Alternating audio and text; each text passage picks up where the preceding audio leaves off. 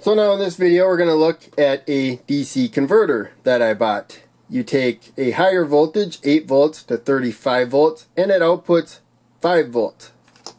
It outputs it as USB right there. So there's 4 of them right there, USB, for a total output power of 40 watts, which means that for each one of these, there's 4 of them, they can output up to 2 amps for a total of 8 amps if you're using all 4 of them. 8 amps times 5 volts is 40 watts. Now, 8 amps seems like a lot of current for the size of the wires there, but who knows? I don't know exactly how big of wires you need. So, in any case, we have these alligator clips here, which go to a higher voltage actually, so there'll actually be less current going through the wires there than what's coming out of the output there. But in case, there's clamps here. You can clamp them to battery terminal posts or anything else that you want to that has a voltage. To make things easy and also to be able to look at how much current we are getting from the power supply, we're just going to use my portable power supply there. So right now I have it at the highest current, that maximum that we can set it right there for at least that voltage. As we increase the voltage, we'll see that it goes down. And in any case, we got the plugs coming out of the bottom right there to these alligator clips. I'm just going to clip these directly to the clamps for the converter. Red to red and black to black. Now, the output's off now. I don't have to worry about short circuit. And I want to make sure I keep these separated though, so we don't short circuit them when I turn the power on. I got the power on right now, and you're going to see a little bit of current. You see a blue light right there, so you know that it is being powered. We are going to attach a load to this. It's good to know the current that the load is using, and also to make sure the voltage is holding true. So we have a USB tester right here.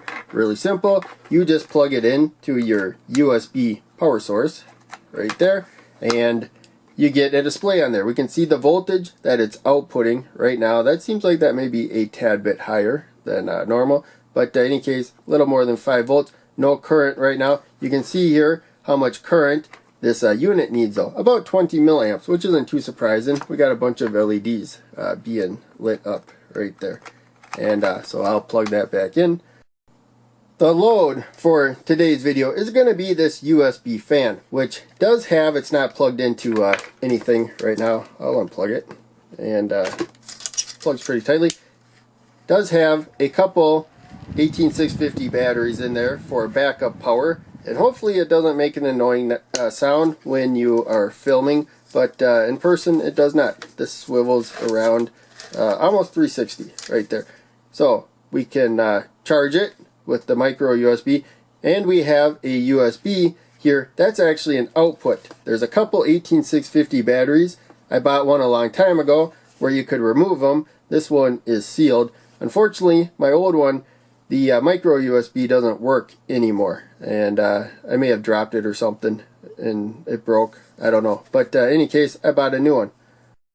So what we're going to do is the USB tester has a couple USB points there. I think that one may be for data sharing, and this one for power. I'm not sure, but in any case, we can plug into either of them. I'm just going to plug into the one that says output right there. So that's coming from the fan, and right now it reset for some reason, but in any case, so if you were measuring the capacity of something, how long it was providing current and how much current, it would have been wiped out right there. That's what the flashing meant.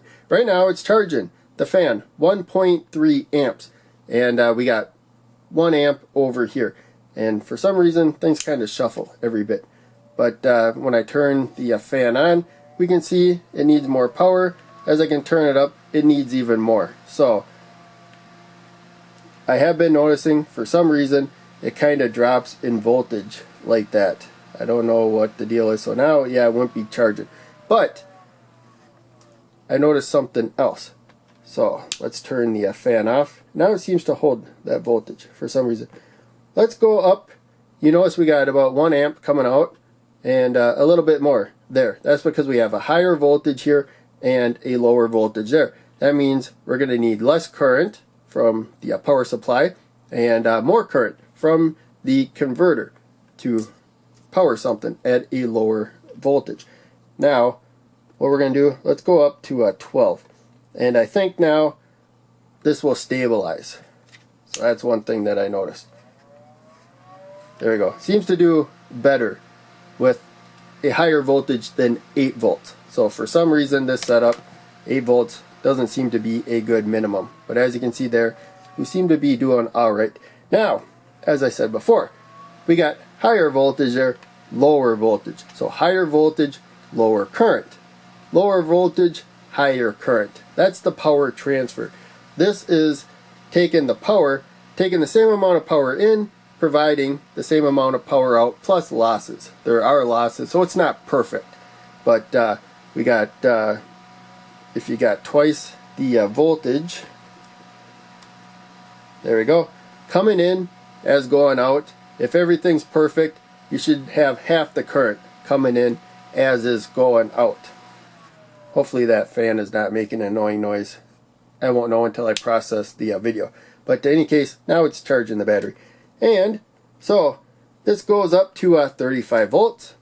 As we saw before, we can just bump it right up to 30 volts. That's as high as this power supply goes. You'll see the maximum current that it can output goes down. Because again, remember, as you're providing more voltage, more current is more power. And so it's lowering current to stay within the power rating of this unit.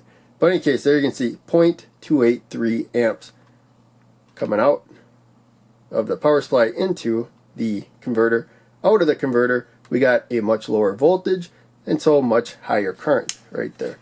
And I'll turn the fan on, and you can see it's still keeping that current low. So in any case, hopefully that all made sense.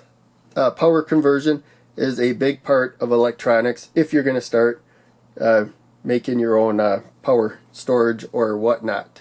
And so I think this is kind of a good setup to help introduce that if you have not been studying that yet. So hope you enjoyed. Make sure you check out one of the other videos I'm posting on the screen. Check out the links down below. They all help out a lot. I'll see you in the next video.